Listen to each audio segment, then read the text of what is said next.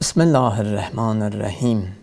Elhamdülillahi Rabbil alemin. Ve salatu ve selamu ala seyyidina ve nebiyyina Ebil Qasimil Mustafa Muhammed sallallahu aleyhi ve alihi ve sellem ve ala alihi tayyibine tahirinel masumin. Rabbi şrah li sadra ve yassir li emri ve hlul uqdeten min lisani yefqahu qavli. Salam əziz izləyicilər, əziz müminlər. Hər birinizi ilahi rəhmət verilişində xoş gördük. Bildiyiniz kimi bugün İslam dünyasında çox möhtəşəm bayramlardan birinə təsadüf eləyirik və bu bayram da Qədirxum bayramı adlanır. Həm də bu bayrama vilayət bayramı, imamət bayramı kimi İslam mənbələrində işarə olunur. Bu bayram olduqca çox əzəmətli və böyük bir bayramdır, bərəkətli bir bayramdır. Qədirxum bayramı risalət, imamət və məhdəviyyətə bağlı olan bir Allahın sistemidir. Yəni, Qədirxum ilahi xəbərin davamı və vəhyin qorunmasıdır.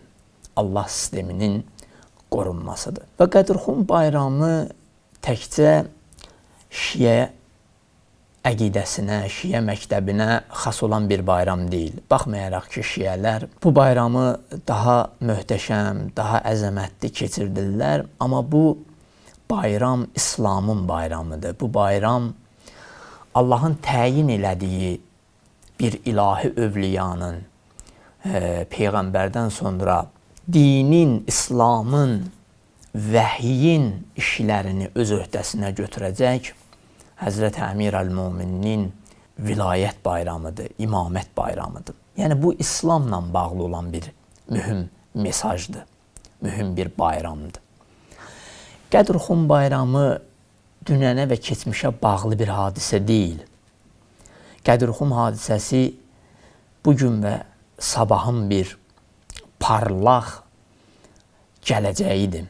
Və Qədirxum bayramı həmişə davam edəcək və həmişə nə qədər ki, Allahın insanlığa ötürəcəyi hidayət sistemi ki var, Allahın bəşəriyyət üçün, onların saadəti üçün, onların dinə tapınması üçün, Qurana tapınması üçün bu hədəfi var ki, Allahın ilə hədəfi budur insanı yaratmaqda.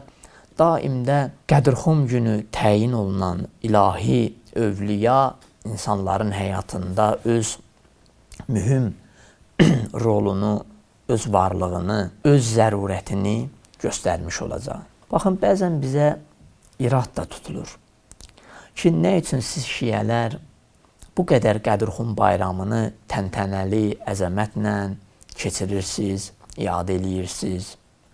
Yəni, buna səbəb nədir? Biz bugün Allahın istədiyi hədəfi gerçəkləşdirilməsi üçün Əmir əl-Müminin əleyhissalamın vilayətini, imamətini ki, bu qədər təntənəli, bu qədər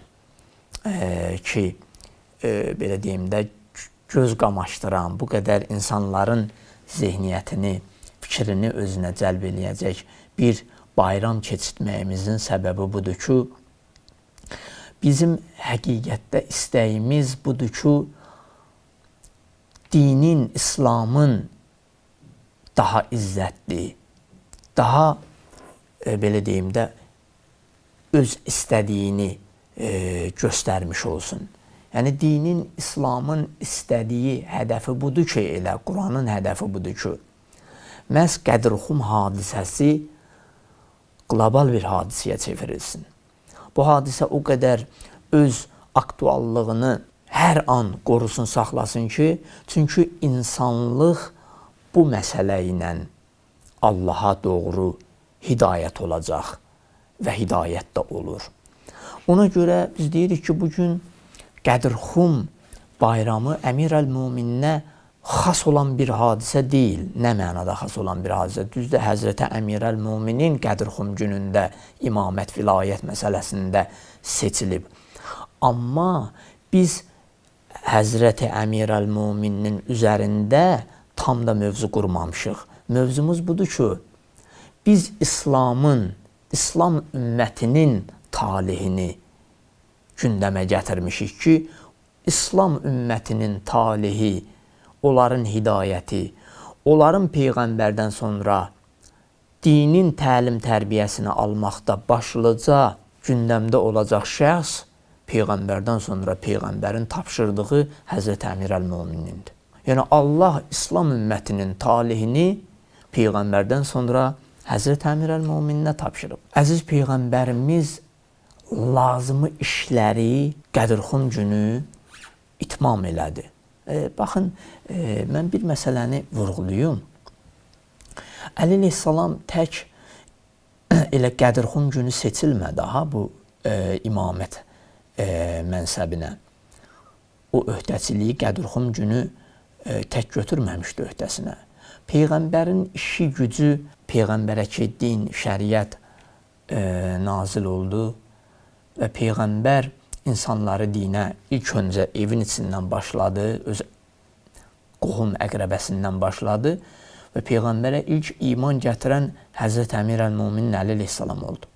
Əli əleyhissalamın haqqında söylədiyi, ta Qədirxum gününə qədər söylədiyi kəlamları, söylədiyi sözləri özünü əks elətdirir ki, elə Əli əleyhissalam Peyğəmbərdən sonra bu mühüm rütbəyə, Allahın seçiminə layiq idi ki, ümmət üçün imam olsun. Ümmətin hidayəti Həzrəti Əlinin vasitəsi ilə həyata keçsin. Əziz Peyğəmbərimiz vəfat elən, dünyasını dəyişəndən sonra və yaxud şəhid olduqdan sonra artıq Peyğəmbərin təyin elədiyi, seçdiyi və Allahın Peyğəmbərə əmr etdiyi o işlər ki, Peyğəmbər bu işləri görmüşdü, o məsələlər unuduldu, yaddan çıxdı. Qədirxum hadisəsini danışmağımızın zərurəti budur ki, Allah özü bu məsələni Quranda, öz mübarək kitabında Peyğəmbərə ayə göndərir, bu məsələnin ciddiliyini Peyğəmbərə başa salır və özdə ayədə insan ayənin zahirinə baxanda, mənasına baxanda heyrət içində olur ki, nə qədər mühüm bir hadisədir ki, əziz Peyğəmbərimiz Allahdan qəbul etdiyi o ayədə, bu ayə Peyğəmbəri sanki təkidlə, israrla Peyğəmbərə bu iş həvalə olunur. Allah buyurur ki, Qurani Kərimdə Maidə surəsi 67-ci ayədə Əuzu billahi minəşşeytanirracim Ya əyyuhər rəsul Ey Allahın Peyğəmbəri Bəlliğ mə unzilə iləyik min Rabbik Rəbbindən sənə nazil olanı çatdır. Və in ləm təfəal Əgər bu işi görməsən, bu işi yerinə yetirməsən fəmə bəlləqdə risalətəh öz risalət işini, Peyğəmbərlik işini layiqincə yerinə yetirməmsən. Yəni, öz Peyğəmbərlik vəzifəni icra eləməmsən. Görün, nə qədər ciddi bir məsələdir. Peyğəmbər 23 il bu qədər zəhmət çəkib, bu qədər Allahın işlərində məsuliyyətlə, ciddiyyətlə çalışıb insanları Allaha yönəltsin. Elə bir məsələdir ki, Peyğəmbərə çatdırılan məsələ, əmr olunan məsələ, Peyğəmbər bu işi görməsə, çatdırmasa, o gördüyü bütün 23 ildəki əzab, əziyyəti, zəhməti hədər olur. Vallahu yəsimkə minən-nas. Allah özü and içir. Allah özü buyurur ki, Allah səni insanların bütün xətərindən, bütün insanların təhlükəsindən qoruyacaq. Yəni, Allah bu ayədə bunu bildirmək istəyir ki, bu işdə sənin üçün təhlükə var. Bu işdə sənin üçün bir ziyan, zərər yetişə bilər. Amma bu təhlükə, bu ziyan, bu zərəri nəzərə alma. Allah bu ziyanları, bu zərərləri səndən uzaqlaşdıracaq. Bu təhlükəni səndən uzaqlaşdıracaq. Səni qoruyacaq. İnsanların zərər ziyanından, təhlükəsindən Allah səni qoyacaq. İnnəlləhə lə yəhdil qavmil kafirin. Amma həqiqətən Allah kafir qovmi hidayət eləməz. Onların ki, qəlbinə möhür vurulub, kardılar, kordular. Onlar haqqı deməz, onlar hidayət olmaz. Allah elə bir kafir qovmi hidayət eləməz. Bu ayə Qədirxum günü Peyğəmbərə nazil olur. Yəni Peyğəmbərin vəfatından öncə, ömrünün son çağında.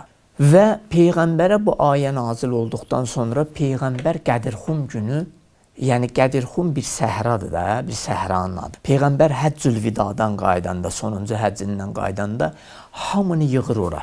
Qabaqda gedənləri qaytarır, arxada qalanları gözləyirlər, gəlir. Hamı yığılır həmən o Qədirxum məntəqəsi deyilən bir yerə. Və Peyğəmbər orada o həmən hacılara, İslam ümmətinə müəyyən xutbələr oxuyur. Özünü yenə tanıtdırır, müərrif eləyir. Ki, məni tanıyırsınız, mən necə əminəm, əmanətdaram, sözümə düzəm. Və hətta Peyğəmbər deyir ki, mən sizə desəm, dağın arxasından qoşun gəlir, mənə inanarsınız. Hətta deyir, onlar hərəsi əlinə biri nizə götürdü, qılınc götürdü, ox götürdü. Bu qədər Peyğəmbərin sözünə etibar edirlər. Çünki Peyğəmbərin şəxsiyyəti məlumdur. O elə bir şəxsiyyət sərgiləyib ki, elə bir bəndəçilik sərgiləyib ki, Allahın hüzurunda. Artıq cəmiyyətdə o əmin, əmanətdar, hər cəhətdən əmanətdar olaraq cəmiyyətdə şəxsiyyət olaraq tanınır. İdeal bir şəxsiyyət olaraq. İnsanların nümunə uyğu yerinə çevrilib. Və Peyğəmbər həmən Qədirxum günü bu ayəni oxuyur. Ki, Rəbbimin mənə əmridir özümdən sonra mütləq dinin işlərini həvalə edəcək bir şəxsə və məruf bir Peyğəmbərin kəlamıdır. Mən kuntum mevlahu fəhala əliyyum mevlah. Mən kimin ağası mövlasıyamsa, bu Əli onun ağası mövlasıdır. Ayə əsasən Əhzab surəsinin 6-cı ayəsində buyurur ki, Allah Taala Peyğəmbər möminlərə onların özündən daha yaxındır. Daha üstün və ixtiyar sahibidir. Yəni, Peyğəmbər sizə nəyi gətirirsə onu qəbul edin. Peyğəmbər sizə nəyi qadağan edirsə ondan çəkinin. Çünki Peyğəmbər sizi səadətə, xoşbəxtçiliyə dəvət edir. Qədirxum günü Həzrət Peyğəmbər özü buyurdu. Buyurdu ki, mən sizə sizin özünüzdən daha yaxınam, daha üstün və ixtiyar sahibi deyiləmmi? Sual verdi o Qədirxum günü yığılan cəmaata. Deyir, oradakılar hamısı dedilər ki, bəli, ey Allahın Rəsulu. Və sonra Peyğəmbər sallallahu aleyhi və aleyhi və səlləm buyurdu ki, fəmən kuntu mevlah və aliyyum mevlah. Mən kimin mövlasıyamsa, Əli də onun mövlasıdır. Və Peyğəmbər sallallahu aleyhi və aleyhi və səlləm təbliğ ayəsini oxudu. Ki, mən ərəbini oxumuram, Maidə surəsi 67-ci ayə. Ya Peyğəmbər, Rəbbin tərəfində sənə indirilmiş olanı təbliğ et. Əgər bunu etməsən, Allah risalətini, sənə həvalə etdiyi elçilik, peyğəmbərlik vəzifəsini yerinə yetirmiş olmazsan, Allah səni insanlardan qoruyacaq. Və Allah Taala İkmal ayəsində də Maidə surəsinin 3-cü ayəsində buyurur ki, bugün kafirlər dininizdən əllərini üzdülər. Baxın, imamət, vilayət məsələsi o qədər mühüm bir hadisədir ki, artıq kafirlərin, münafiqlərin ümidini üzür. Onların əlini, qolunu soyudur. Artıq onların, o belə deyim, arzularını ürəklərində qoyur. Ona görə Allah Taala buyurur ki, bugün kafirlər dininizdən əllərini üzdülər. Allah bugün Qədirxum günü elə bir kəsi Peyğəmbərdən sonra onun işini ona həvalə elədi, onu seçdi ki, artıq kafirlər dininizdən əllərini üzdülər. Onlardan qorxmayın. Allah Taala buyurur ki, kafirlərdən qorxmayın. Məndən qorxun. Məndən çəkinin. Bugün dininizi tamamlayıb mükəmməl etdim. Görün, imamət məsələsi nə qədər ciddi bir məsələdir. Ki, artıq imamətlə din kamil olur. Allah imamətlə dini mükəmməl eləyir. Sizə olan nemətimi çatdırdım. Allah imamətlə İslam ümmətinə olan nemətini tamamlayır. və bir din kimi sizin üçün İslamı bəyəndim, seçdim. Dinin tamamlanmağı, dinin kamal tapmağı, bunlar nə ilə həyata keçir? Həzrəti Əmir əl-Möminin vilayəti ilə, imaməti ilə. Xətib Bağdadinin səhih sənədində Əbu Hüreyrədən nəql edir. Bunu da deyim, sözümü tamamlayayım. Deyir, Allah Teala Zilhiccə ayının 18-ci günü, yəni Qədirxum günü, oruç tutana 60 ay orucun savabını verir. Baxın, bunlar ciddi məsələlərdir.